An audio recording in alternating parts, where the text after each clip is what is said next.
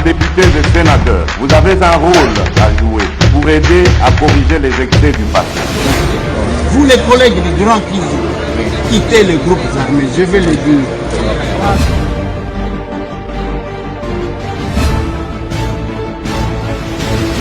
Bote, bon dimanche, bisika bozoami, bande kolanga, bino bande ko oyangai, masolona de pité, tokomi les lotos les 19, oui, les 19 février 2023. Tobeta masolo, bande konangai, on n'a pas une longue émission aujourd'hui, ils ont entretien il y a quelques minutes seulement, parce qu'il faut Tobeta masolo de ce qui se passe à l'est de notre pays, il faut toujours prier et encourager nos vaillants combattants, parce que ils sont en train de monter en puissance. Il n'y a que notre propre force de défendre. Masolona député. Masolona député, bande konangai, colonel, bomona ki vidéo lobby. Ba kotalisa. Il y a ba caméra que, à cause de l'eau, à na poche, na supermarché, ezakinde na kolwezi, na supermarché moko yakuna, bi moko akeko porter plainte. Wapi akei, dans ce numéro de l'émission, Masolo na député marché ya kafu na mwanda ba jeune ba ko réclamer 10 millions de dollars ya makambo électricité oyo perenko entre guillemets pesa. Vous allez les suivre dans ces numéros de l'émission. Un Congolais a honte d'être appelé Congolais compte tenu à ba comportement mokoboye yawapi et pas banane. Lui-même va devoir parler dans cette émission Masolo na député. Elle s'est enrôlée. Elle est capable d'Adi Thérèse, Kunana Kananga. Après l'arrivée, il y a Jacques Kambaï Kananga et bougé sur l'enrôlement de cette dame forte. Dengetozoloba, Ezakana Masolo. Docteur Katambwa Nkonu Martin, Oto Talisa Kibinoki a Kendaki ko s'enrôler na Katanda, il a fini son séjour là-bas. Bientôt là, il va regagner les États-Unis d'Amérique. Masolo. Voilà bande konanga na lingito solo la moi muke na ba moi sujet muke wana autopé sibino. On ne va pas certainement vous prendre beaucoup de temps. C'est un dimanche, il faut kaka to solo la moi muke. Mais avant que je ne commence, je souhaite joyeux anniversaire na Madame Isabelle Ekofo. Madame Isabelle Ekofo fête son anniversaire. A fêté son anniversaire, c'était hier, de la part de maman Marie-Josée Ekofo Bompunda, qui souhaite à Madame Isabelle, qui a fêté son anniversaire hier, Ezali Bongo Mukolo Moye Ndenge Balobaka. Je ne peux que le souhaiter joyeux anniversaire. Moi également. Aussi, nous souhaitons yo o enjoy Nzambe abatela yo encore une fois de plus. Makanisi et Mata, c'est tout sagesse, parce que plus c'est aux okola, plus c'est boigna. Discernement na makambo nyonso kobo sanate na lobakango que quand il y a une possibilité de faire la fête, il faut savoir faire la fête avec ceux qui souffrent, ceux qui en ont besoin. Et kozala malam parce que nyonso tango tokendaka nyonso totikaka sur la terre des hommes, tokendaka ndenge toyaka. Voilà pourquoi même les gens qui tuent aujourd'hui dans notre pays ngai na yokela kabango soni pambate biso nyonso namozu namobola tokokende. Mais on aura marqué notre passage sur la terre des hommes na bolamu otoko salaka.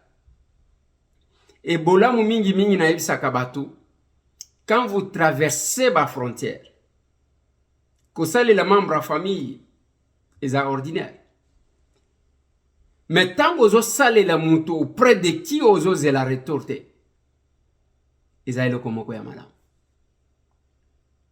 voilà pourquoi bisoto banda na ko prêcher bato ko pesa moninga sourire. Parce qu'on préparait l'avènement de l'amour du pouvoir. Il y a plusieurs personnes qui ont parlé sur ça. Balobi tangu pouvoir de l'amour est régné et qu'on dépassé l'amour du pouvoir. Le peuple sera, la nation sera en paix. Oezo sala ke batu babomana, c'est parce que batu bazana loko soya pouvoir. À tout prix. Bolanda même ba revendication ya ba M23, entre guillemets. Bazo lukande kaka bakota à tout prix bakamba. Mais nanzela ya makila. Voilà pourquoi il tâtonne. Lelo le Rwanda s'est caché. Bazo bimisaka batuke, ce sont des Congolais. Ba Congolais nde mutu bazo revendiquer. Bango babima ba avocat ya ba Congolais koleka ba Congolais bango moko. En complicité avec quelques Congolais légers, quelques Congolais sans personnalité, sans aucun sens et patriotisme, qui pensent que quand ils tuent chez eux, tant ils font du mal au président de la République ou à d'autres. Non. Bozomi kosa. Lobi na tela ki bino Samia Bango. Samia azali ko expliquer à combien de points il y a que ce qui est en mobeko ya ko changer province, mais les n'a changé parce qu'ils a sonné. Et na loba na bino, quand vous tuez bino ba kodeko bobomi, ba Zaïre babomi, ba oyo, ba milicien nyoso tu wana bazo bomana Ituri.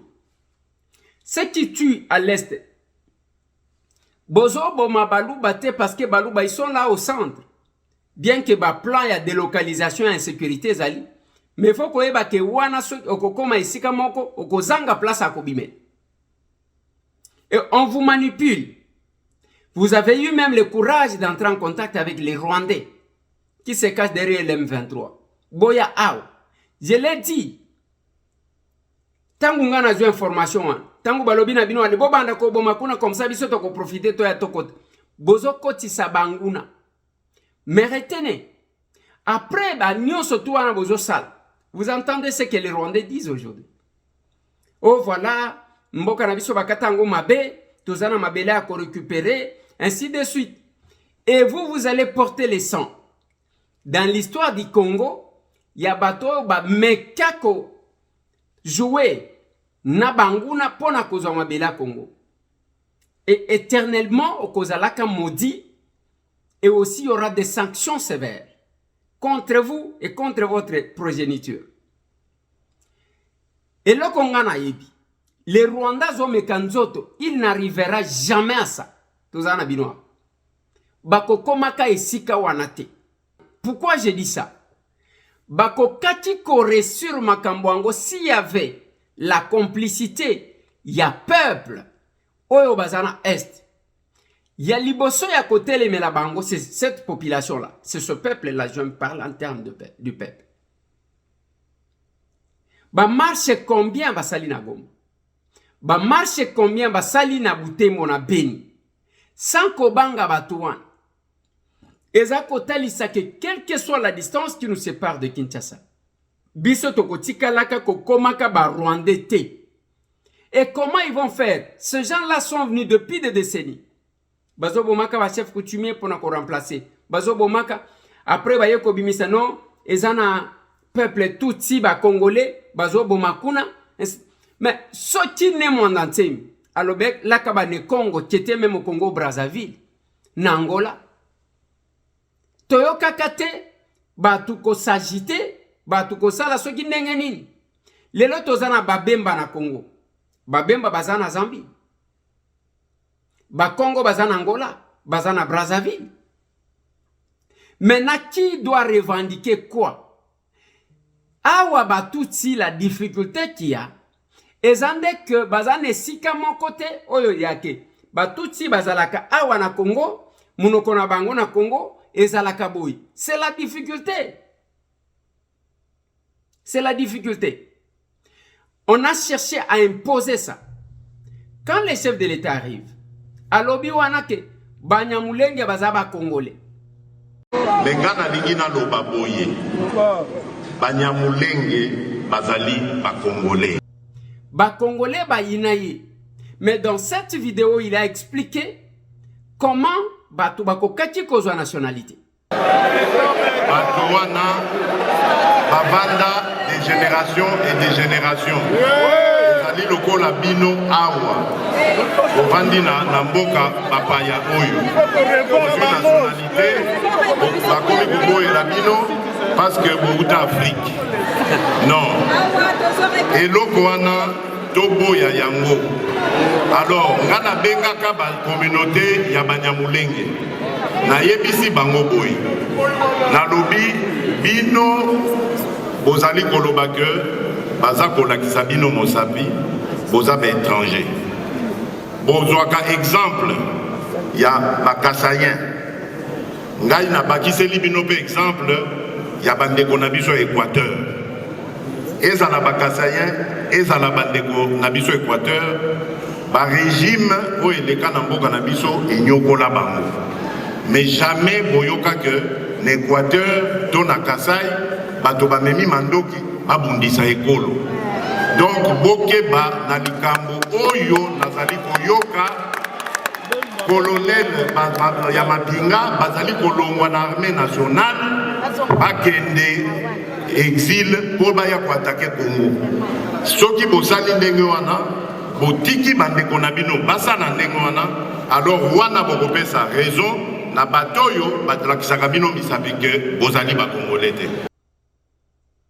Mais biso totikali kuna, les Rwandais cherchaient par tous les moyens kozwa ba raison. Bande ko bota le longi ya Kagame. Il est épuisé. Et bitumbazo luka akoka yango te. Soki boyoki sango bako pesa. Pour le moment na front, boko sentir que nos vaillants combattants, quel que soit la campagne où il y a déstabilisation, ils sont en train de monter en puissance. Bazali combattant en puissance. Et bien non, il y a peu de temps. Bobi Missiwana, vous partagez. Ah, watangu bango bazomata, vous ne partagez pas. Wana bozotin de la bisote. Ozo c'est la soki ba Rwandais comme Boulia Kanabang. Kagame, je vais vous mettre une photo. Bomoni ndenge avandi na bato azui lokolo amatisi na lokolo mususu. Pendant ce temps-là, Kagame était fort. Mais pour le moment, Kagame n'est plus fort. Wana zalaki nde makambo ozo ka ya ba carnet d'adresse sango bazalaki kolo. Nde pendant ce temps. Et ce temps-là est révolu.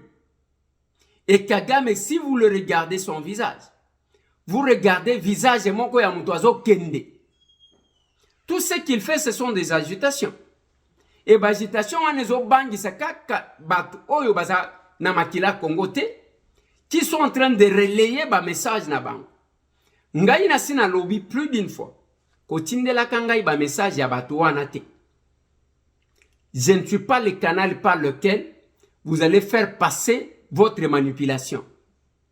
Vous avez monté les vidéos ici contre le général Chiko, l'homme qui fait peur aux Rwandais. Et quand ils ont monté ça, bobandi ko partager. Même Yoshiko, motozali ko tela mutema, tozali ko mona lokola Mamadou nda, Chiko aza Mamadou te, parce qu'en disant que tozo mona lokola Mamadou, c'est-à-dire vous le préparez, vous préparez un coup contre lui pour que Bobo Mandenge Bobo Maka. Ce faux, il lui reste Chiko Chitambwe, tel qu'il est là. Vous avez vous tous la partagé. Oya malonga bo partage akate. Naloba kanabino que à force ya mutuko ko partager les yo biloko, il faut lukandenge nini ya kolokaliser ye. Nous avons lancé la campagne de rwandarisation des institutions de notre pays. Soki tolobela ane ya mbutu mbutu. Nazo monate. Totali sabino opération kanga muniki. Tata oyibi eloko nanga zongi sango. Toleka na identification. Tobani biso tout tolego de classe moko. Pona mbula oyo eza ane ya dérwandarisation de la RDC. Mais on ne va pas laisser des étrangers venir occuper le pays d'autrui et si on veut le repousser, on devient génocidaire. Le problème aujourd'hui de l'insécurité dans la région des Grands Lacs s'appelle le Rwanda. C'est le Congo qui a des terres à récupérer au Rwanda et non le contraire. Bakor Basigna. Des ministres de la Défense congolais et rwandais. Ils signent un accord. Ils ont hypothéqué notre souveraineté. Les deux parties conviennent de ce que les armées rwandaises peuvent entrer au Congo et surveiller les 9 frontières. Système eza batu bachango en place. Batu bakolongola ngo pesa batu. Système wana oye kota uta AFDL, système wana na ko déboulonner yango. Ba Rwandais, ba complice na bango, ba oba memaka na bango. Mpula oyo, il faut te délivrer mboka na biso. Nous disons qu'ils puissent rentrer chez eux. Ezala babatama na politique, ezala babatama na armée. Deux espions rwandais agissant sous la couverture d'une ONG. Et ça la batamana business et ton ba ONG. C'est une association qui est basée aux États-Unis, finance justement ce groupe armé dans l'Est. Nous allons rwandariser notre pays. Je dénonce cette énième agression dont mon pays est victime de la part de son voisin le Rwanda. Et la communauté internationale est là. Calme. Pourquoi Toloba Kanabino Tozaba capable.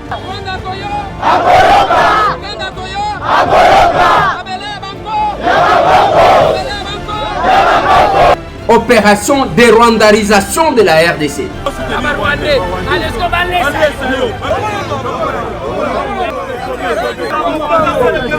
Bokoyoka. Baoba bataman armé.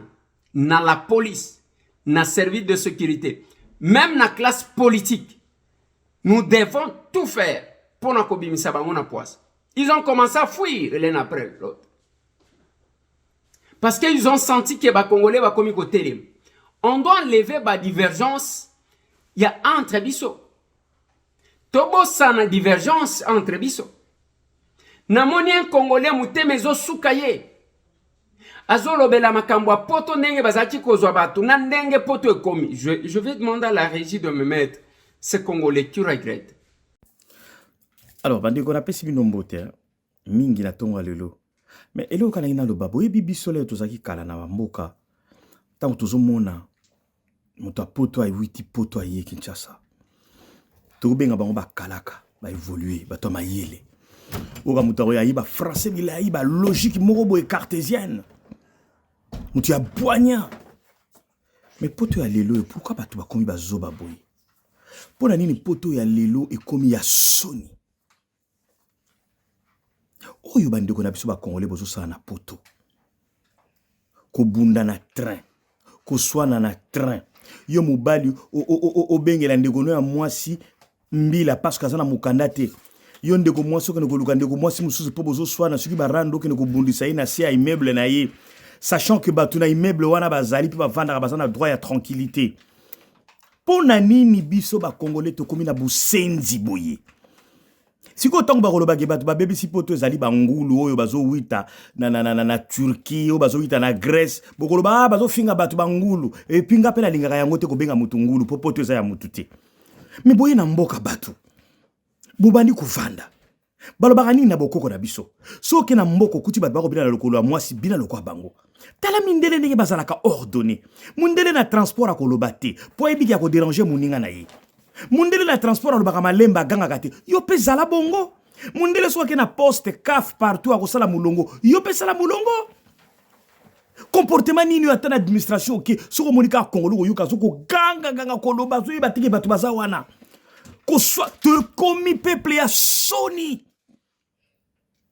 Alors soki batu balobi pote bebi na bangulu bondi mate pona nini po poto ya ba année 80 ba année 90, 70, même 2000, ça a beau été. Bato poto baza bato valeur, bato dignité. Oh bine bo bébé si poto ki bu senzi boye, ki bu senzo yo. Nazalaka l'air mususu nazo sabino ba ndeko na ngai, nazalaka na soni komi présenter ke naza Congolais. Po ki bu senzi. Bo mi pesa valeur boko ma batuté. Tout ça na mboko bato baza na dignité. Mboka moko bato baza civilisé. Soyez civilisés vous aussi. Attention ni boyo karaté. Voilà. Et comme Ndengwan, kofinga na epai. Kolongola bilamba epai. Batu bazala ki lokola batu éduqué et komi lokola. Poto ango et komi likambu misusu. Et ba besoin, vous allez trouver que tous les Congolais bazali ko inondé ba nombre de vues. Batu wan nde biloko ngana lobaka na bino et yeko bimisa batu bazo benga ba influenceuse. Bazakuna vous les associer na ba makamu na bino. Et ngai tambo là où je suis à ma qualité de villageois ou de l'ambassadeur ya ba villageois. Chaque fois que je vois mutu ko approcher batu ya modèle one, na lobi même soki nazati ko pesa yo moi crédit na lobi qui se ressemble ça semble. Batu malonga basangana kana batu malonga. Batu ya buzo bata soki alati cravate alati malamu bokansaka que azana fonction azwa yebake azandenge wana. Il n'y a pas de crime parfait. Moutouako se cacher éternellement. Et chaque fois, je suis en train d'insister. Les longs de Kowana Zolo Bakia Komi Koyoka Sonia ko se présenter comme Congolais. compte tenu à degré à Bouzoba. Bisoba tout qui devrait apprendre de vous. Si ko to komi ko baye, bisoba villageois. To komi ko baye bin. Yango komi même na politique. Les plus grands voleurs. Dès qu'on peut si mon tout fonction abandi ko yiba. O komona ka batongo to zaki ko kanisa ke ba viva na mboka oyo bato saka biloko à l'état. Bayeba ka comment mutu ako mener vie sans faire concurrence avec qui que ce soit. Mais mutu ako tanga ba nombre ya bambula akomi age wana linya récupérer tout nda akoyiba lokola mutu. Mais okotika ngo okokufa okotika ngo mais personnalité na yo. Et nous à l'action commune pour la République tozali ko insister na. Lobi n'a regretté du fait que je vis un colonel de la police. Na supermarché, image wana bozomon. Azozo soki eloko nini atie na poche. Na yoka ki soni ya mboka nanga. Parce que quand je vu ndenga lataki na lobi oyo akozanga fonction te. Mais toya koyoka nini eza margarine, blé blanc. Mais yemo kwa lobi akei kofunda na lingine tsela bino vidéo na ye na yemo kondenga zoloba ndenge nini ake kofunda. Vous pouvez le suivre. Alors en ramassant ça, la clé, je ne sais pas s'il y avait une vidéo là-bas, bien il y avait quelque chose dont on a pris cette image, dont on a sapé ma personnalité. J'ai suivi les images qui ont été circulées sur les réseaux sociaux. Les images qui sont en train de saper la personnalité d'un officier supérieur de la police. On ne peut pas accepter. Ça c'est un. Deux. Le marché en question, c'est un marché qui est ici à Kogoizi, là où je m'en vais chaque jour payer quelque chose de pain, chaque jour. Voire même j'ai la carte dont à plusieurs reprises nous payons les produits. Peut arriver à payer quelque chose là-bas, on vous dit il y a peut-être $70 ou $50. Alors hier à 11h, je suis passé là-bas pour payer les pains et autre chose. Donc je me suis trompé, le beurre est tombé par terre avec la clé de contact. Alors en ramassant ça, la clé, je ne sais pas s'il y avait une vidéo là-bas, bien il y avait quelque chose dont on a pris cette image, dont on a sapé ma personnalité. Je suis vraiment mécontent. Et chaque fois, ce sont mes clients. Tout ce que j'avais sur moi, j'avais payé. Si du moins, on m'avait interpellé à l'extérieur avec quelque chose, je vais dire que là en dehors, vous avez fait quelque chose de mal. Mais c'était devant le comptoir dont j'ai payé la facture. Mais la facture, je ne la garde pas, vous voyez, le pain et des choses comme ça, de rien du tout. On déchire la facture par les gardes qui sont à la porte. Alors ça me fait étonner de voir une circulation comme celle-ci. Voilà un peu la situation qui s'est passée hier à 11h. Le coordonnateur m'a très bien reçu. J'ai déposé ma plainte comme il faut, dans de bonnes et dues formes. Il n'y a pas eu. D'accord? Je suis venu à la CDH me plaindre contre le marché, le SK, qui est sur l'avenue Laurent Désiré Kabila, pour avoir sapé mon honneur, ma dignité, pour quelque chose de beurre, dont chaque jour je paye beaucoup de produits là-bas à manger. Ce sont mes grands. Moi, je suis un grand client de là. Jusqu'à ce que je vous ai montré la carte VIP ici, qui est de cette alimentation. Voilà.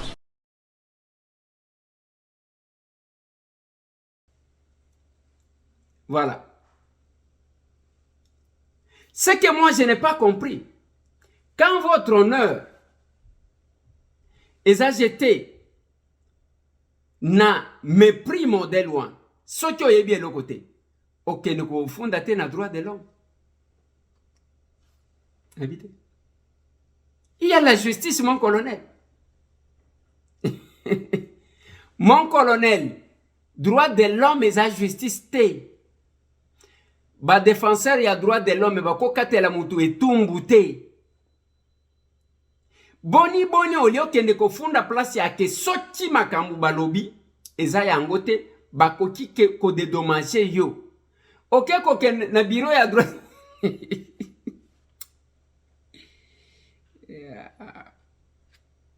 C'est pas possible.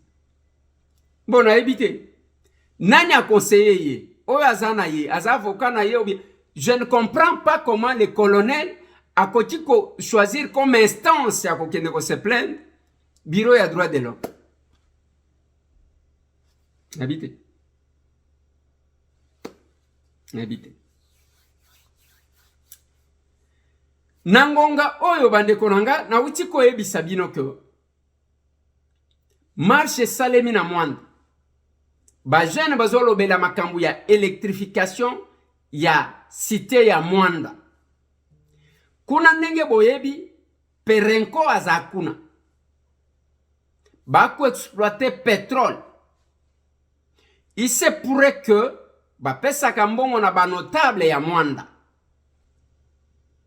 Ba pesaka mbongo na ba notable wana. Quand nous sommes allés dans enquête parlementaire, tokenda ba soufla biso balobi, il faut faire attention. Et belé à ba notable à mwanda baza correcte. Mais moi je vis avec mon vieux Dodo Bal, président ya Oyo. Mais c'était un vieux très correct. Un opérateur économique très posé. Mais ce qui est en abao bakendaka kolia, bakende kolia. Mais j'ai vu la tension na mwanda, degré ba jeune batomboki, si on va nous mettre les images, boyoka revendication na bango bango moko.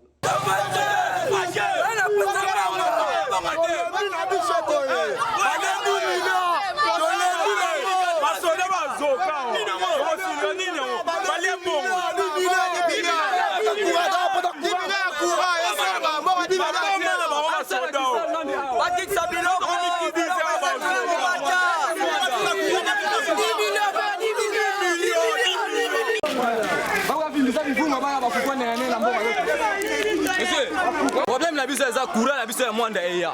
Batie la biso courant. Mais tu veux durer la passe. Balambo mwana bimala wala.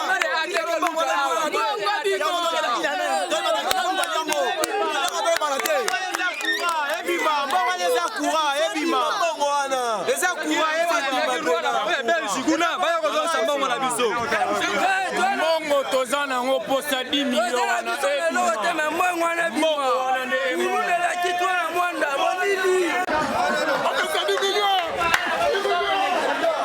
Journée morte pour na 10 millions na biso wana ata to bénéficiaire to bénéficiaire na ba part ba courant ata na part courant même ata na part mai tous ça peut bénéficiaire mais si ko biso na cité courant ezate ba village tout courant ezali awe pa na biso ezate to sala bango nini to sala posa mbango président pesa ki ba pesa ngo po courant kota na mboka biso ba mami ko ba ko ko violer biso kwa ni courant ezate to so vivre ndeni moi bana batala ta télévision ezate bana mwana 15 ans mwana 14 ans bazemi pour la distraction ya courant ezate ba pia biso mbango na biso to kota courant kambo ezali awa biso toza ma ba mwande ya solo toza mobiliser donc tozo révolter pour na 10 millions mwanda molili bazwa 10 millions balia ezalaka te 10 millions en effet monana vraiment toza ma en direct à chaîne à solo ya mwanda c'est RCN 10 millions effet bima circulation ezate to réussir ville morte na biso toza mobiliser pour na 10 millions et monana et bima toza na besoin courant to ana besoin les amis de Mwanda les amis de Mwanda basengaka butu moi ete courant ekota na Mwanda kasi mokonza mboka Tshisekedi Tshilombo apesaka mbongo 10 millions de dollars pour na likambo ya Mwanda siko 10 millions de dollars na tilelo ebanaka te kenda wapi yango siko les amis de Mwanda balobaki lelo yo ville morte na Mwanda po ete mokonza mboka Tshisekedi Tshilombo ayoka akwesa mitindo dans les noirs, moi dans les noirs, problème à 10 millions, 10 millions d'habitants. Il y a un autre qui a moi dans courant. Ah, ça va faire 10 millions d'habitants, 10 millions d'habitants. Moi, il y a Makambo, tu vas marcher tout ça là, ville morte, ils ont respecté ou pas parce que ma moto, ils ont boule normalement. Mais la police n'est pas une menace. Ils sont dans la marche, ils sont pacifiques, ville morte. Si la police est une menace, merci beaucoup. Merci.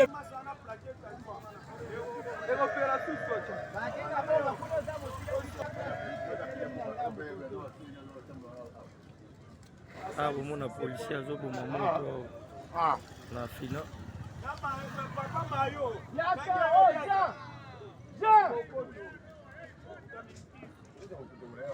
Makambo na mwande ezalaka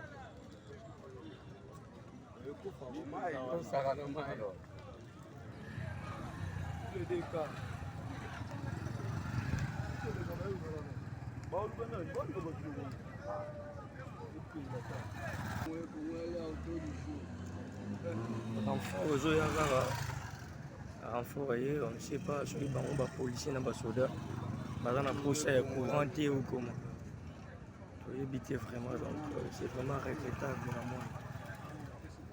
Soti makambu bango balobi eza ya solo bande konanga et que chaque fois que qu'on donne l'opportunité na ba notable d'un coin bango bako mbongo wana babandi ko utiliser pona bango makambu nazo lobelaka bino ya kwilu mbongo ezo bimaka ya kwilu ils perçoivent l'argent. Mais mbongo wana bazo kabolaka entre bandeko ya kwilu. Lelo gouverneur a lobby moyen bazipata libulu devant ya résidence temporaire ya chef de l'État ezate. Parce que il y a les gens qui ne veulent pas kobongisa bazana ba résidence na bango na Kinshasa. Nakati wana lobby na yebisa kibino. Toyoki tanto azana na vie na ba hotel moko tanto gouverneur aza malade. Maintenant, Toyoki a une résidence na Rigini. Mais si chacun, Toboite Moutouako Tonganaye na Kinshasa, mais ce qui moutounion a vu sans ce mot ya patriotisme, ya kobongisa, mbokanaye kozala mala. Kinshasa awa, je vais vous mettre les images à Lusaka. Lusaka bambula oezo beta, inondation partout, na Zambie, partout. Tant on a mon image, oh, ce qui est à la Kana Congo, les lotos la maïd. Ce n'est pas parce que nous voulons copier Makambwa mabe pa batu, mais nous avons notre responsabilité. Tant le kola nazali banda aw, de comment quoi benyenga lobin de quoi les airs coup de poing ça va ce que termine babalabala et fongwami. Mais embouteillage et yeli susu makasi. Nena tunadi. Oh. Siko babalaba le fongwami makasi. Embouteillage et susu yandengeni parce que ceux qui ba fongwali babalabala mutu oye koko tananzela boy, oye koko tananzela boy, oye koko même kobukango. Tozo zela konai jusqu'au boutis. Cimetière ya Kasavubu bazoto. C'est parmi les constructions anarchiques. Cimetière ya Kasavubu. Tozo zelaba kende kobuka, j'ai salué. Tomoni bokena be dengalia mabisike zalaki compliqué. Cimetière ya Kasavubu. PNMLS. Tolingi tomona. Bokende pe kobuka. Bosuka wana te bokota na Gombe ba. Construction anarchique ezae belé na Gombe. Yango Nathalie Sabino, boulevard du 30 juin, Mboula Mouké. Devant chancellerie, il y a ordre national. Et si kawana na bimana, zuela bino image, ozomona Mboula dans peu de temps, ndenge zotonda. Bitonga tonga même na Gombe. Pas seulement ça. Ngaïna intervenant, je pense que la régie va nous aider avec mon intervention. Si loi ya sa combi. Naloba oui, les amalam. Mais qui ont construit tout au long, il y a fleuve. Bah étrangers, bah expatriés. André Kimbuta monanda kumoko kuna zota la lobi ekokwe tibo ya longwa gouverneur. Honorable président, honorable membre du bureau, honorable député, chers collègues. J'avais tellement à dire que si je me mets à dire, nous allons aller jusqu'au petit matin. Mais heureusement que les collègues ont déjà tout dit. Nous sommes ici depuis 11 heures, chers collègues. Et il est 20 heures passées. Je propose, parce que le débat général, oui, mais le gros du travail va se faire dans la commission. Bien que c'est une intervention en motion. Honorable président, honorable membre du bureau, honorable député, estimés collègues. Estimés collègues Kentamboué. Président. Intervenez. Merci. Il n'y a pas de motion. Merci, honorable président. Ne vous en faites pas. Merci, honorable président. Ce n'est pas parce que nous manquons quoi dire, nous en avons. Honorable président, depuis que nous avons commencé, dans cette loi, on a tout touché, mais sauf ce qui crée des problèmes, honorable président. La loi Oyoy, projet de loi Oyoy. Honorable président, ma collègue Nyonso, ma commissaire Wandenge Nini, va sanctionner les conservateurs. Ebele ba yekolo ba makambu ya ba chef coutumier o bazana katia sala. Mais honorable président, banani ba créer ka ba problème. C'est nous les politiques. Mais totangi yango te na katia loi o honorable président. Banani bazo dédoubler ba chef coutumier, ce qui mutu batie ministre alukinde konaye na village, a commissaire chef coutumier bandiko bundisa o bachana kati. Les abisso ba politiciens honorable président. Honorable président. Honorable membre du bureau, honorable député, chers collègues. Pesa ba amendement. Nazo pesa yango honorable président. Ezana kasi ya loi. Nazo funda biso ba politicien po nini. Nazo funda parce que honorable président esengeli toza la correcte et juste honorable président. Tangu tozolo ba ke ba ko sanctionner ba conservateur qui ignore que biso ba politicien de to pesa ka injonction. Nous prenons l'article 202 o ya projet ba yeli biso.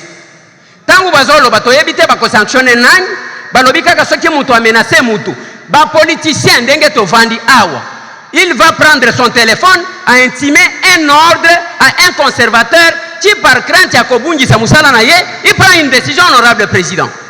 Mais quelle est la sanction tozo zuela un tel politicien honorable président? Honorable président.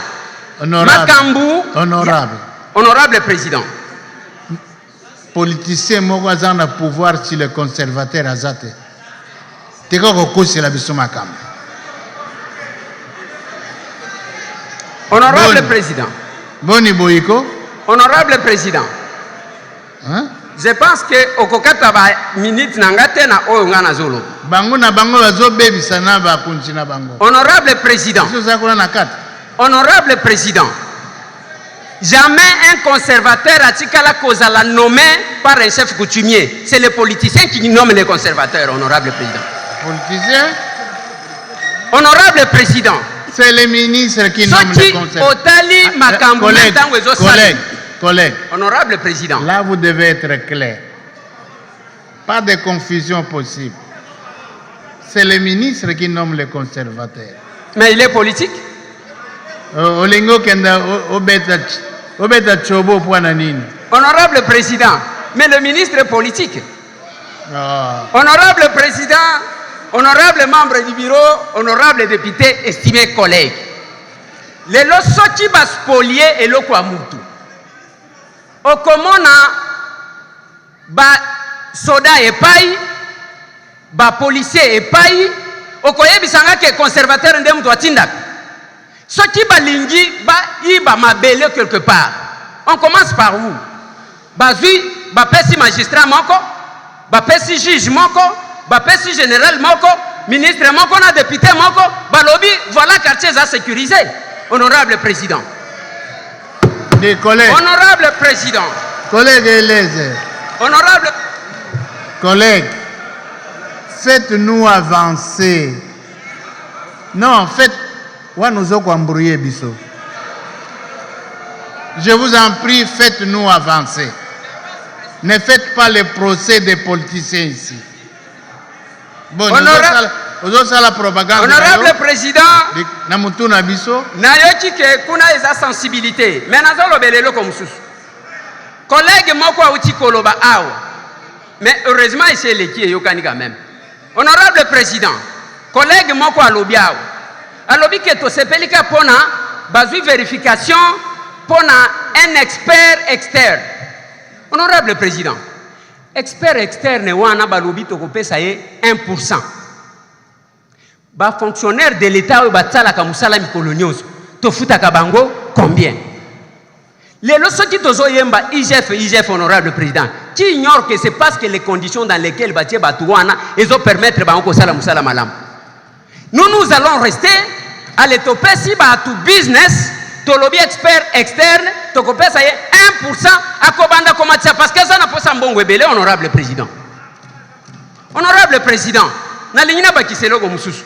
J'ai aimé ce que les collègues a dit, je crois Boukassa, alors que topé qui sabango ko somba ba étranger ko somba kama belé na ba frontière. Je suis très content pour ça honorable président. Mais to banda na Kinshasa honorable président. Qui sont tout au long du fleuve honorable président? Bapaya na bapaya. Sur le plan sécuritaire honorable président. Bakoko tisa nini na butubi sotozo yebate. Et qui sont en train de lotir là-bas? Banani bazo teke la bapaya wana honorable président. Voilà là où je dis honorable président. Parce que l'Ikambouya chef coutumier, j'ai aimé les innovations. L'innovation numéro 11 honorable président. Ezolobela, Makambouya, je crois chef coutumier na batumisusu. Mais l'innovation numéro 18, ministre Alobi Malamu, Alobi qui est toko désaffecté, toko teka mabele selon besoin de la population locale. La coup de chapeau honorable président. Mais ce que nous voulons, il faut tout déterminer. 1. Moupaya Kotiko Somba étendu nini. De 2. Dans cette loi, boni, excellence, monsieur le ministre, à Kotiko Longola Batouke, au lieu ya Moupaya, à Somba pour 25 ans renouvelables, Toya Kotia 100 ans. Wana tote ki mabele nyosot.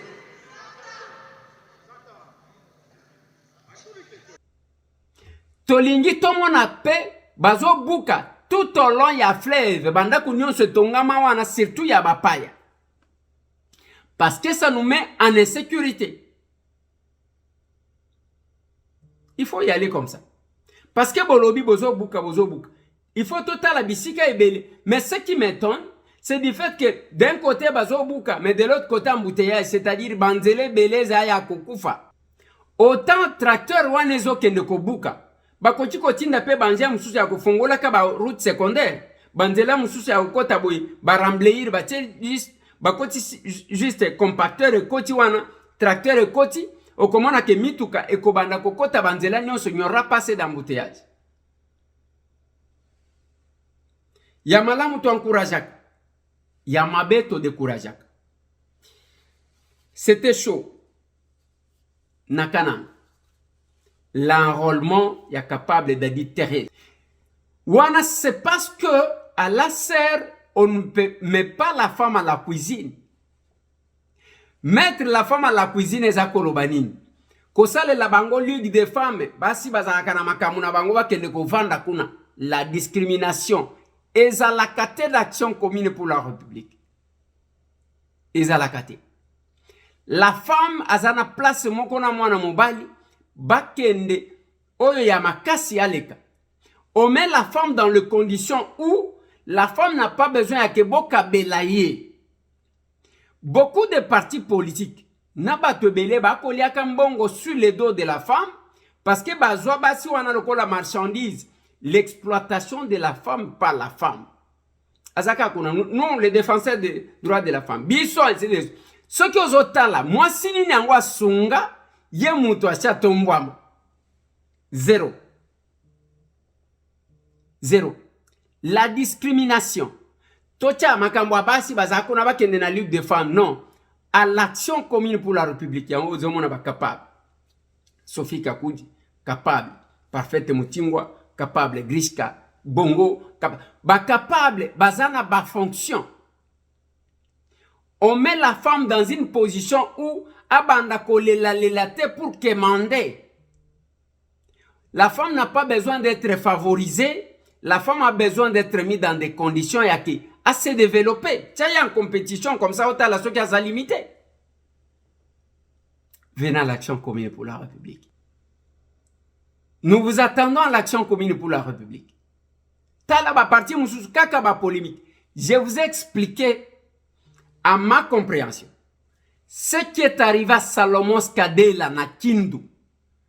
Bokoti ko inventé ba makambu na bino, il sera difficile de me convaincre moi Tambwe que c'est lui de pèse. Il sera difficile. Il de pèse bobenga kango parti tribal. Si vous comme na Kindu kune kende au point il y a plus de 50 personnes. Bazok. Et là ils ont confirmé qu'il y a eu un décès. Non, c'est faux. Il y a eu une déclaration Batunion Sobayo Kati.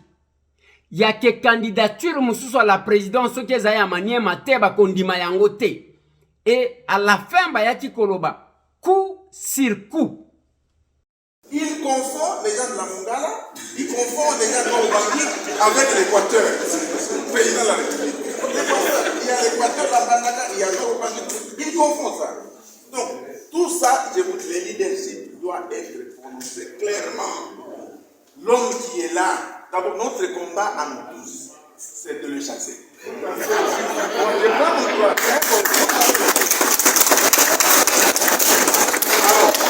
je reviens sur ce que le premier Augustin a dit. Non, il faut dire haut et fort que nous disons stop à l'acharnement des fils d'humanité. On est fatigué.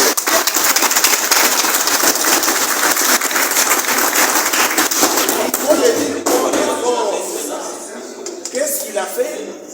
On ne sait pas. On invente des subterfuges. Il a fait ceci. Non, d'abord, nous devons défendre notre frère. Moi, je suis un parlementaire. Il faut soutenir parce que vous savez ce qu'il a fait.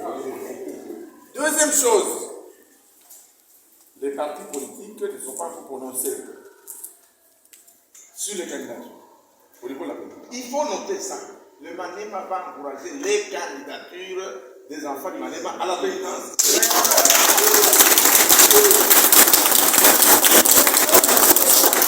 Manema va encourager toutes les candidatures. Le reste, on va faire ça. Si on ne dit pas ça, c'est comme si on n'a rien. Nous devons aussi faire peur à d'autres provinces. Pour dire que les Manémés se sont décidés de se mettre ensemble pour avoir quelque chose. Kama tuseme batakuzara. Alléluia. Qui n'a pas entendu ça? Même si vous cherchez à inventer Bamaka, qui n'a pas entendu ça? Ou bien vous réfléchissez par nostalgie, il y a que si c'était à Kinshasa, ça se comprendrait. On pouvait encore soupçonner, on peut dire peut-être l'UDPS. Si c'était en Bujimaï ou à Kanang, on pouvait encore dire. Mais à Kindu, je ne vois pas l'UDPS avoir cette capacité, il y a quoi engager conflit à modèle loi. En tout cas, je ne vois pas. Et c'est pourquoi j'ai condamné tout l'ongwana miscle, tout kende na volonté à peuple. Et bien, il déclaration il faudrait que Bango va faire peur à d'autres provinces. Si tu es Kobe, Baba, Mukiba, Bayeko Kita, Laurent Niamba, Bayeko Kita, Bango le cola, Bazana Posa, Yako Bangi, c'est le reste des provinces. Voilà ce qui est arrivé. Batouba Luka, oui, Bakoluka, comme c'est ça le mode de l'opposition. Non, mais c'est pas ça l'opposition. C'est pas ça l'opposition. Mon analyse, il y a Moukolo, il y a conclusion, je vous ai dit que Bandeko. Je sens que Salomon est exposé dans ces forums. Parce qu'il a un autre candidat, alors que Bango Balingi est un autre candidat. Bango Balingi est un autre candidat. c'est de la mauvaise politique. Mais l'action commune pour la République, yoka kandem tozoti kalasim. Tozan avenue Kabinda 102, commune à Kinshasa, croisement Kassavou. Oyewan. C'est samedi, je serai là. 9h juste, tout bandit change patriotique. C'est samedi, oui. On va échanger avec les capables. Parce que je rentre cette semaine, qui vient de commencer. Les samedis prochains, Tokozalawan, le 25. Aser chaud. Aser Liba. Aser Mokil Mobi. Docteur Katambouankonu Martin a silisi enrôlement na Katanda, kendaki na Bibanga, place à travailler pendant longtemps. Il va regagner les États-Unis cette semaine. Lobinatela Kibino le capable en France. Image wana bozomon.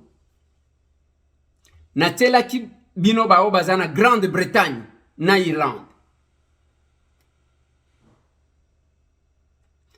Les Kassai bougent. Boujima est comme Kana.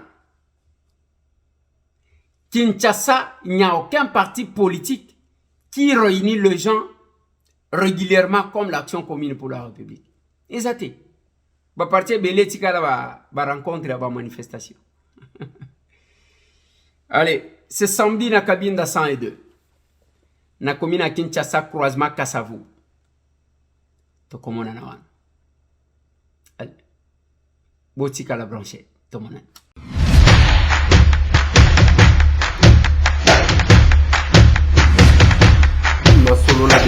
Honorables députés et sénateurs, vous avez un rôle à jouer pour aider à corriger les excès du passé. Vous les collègues du Grand qui quittez les groupes armés, je vais le dire.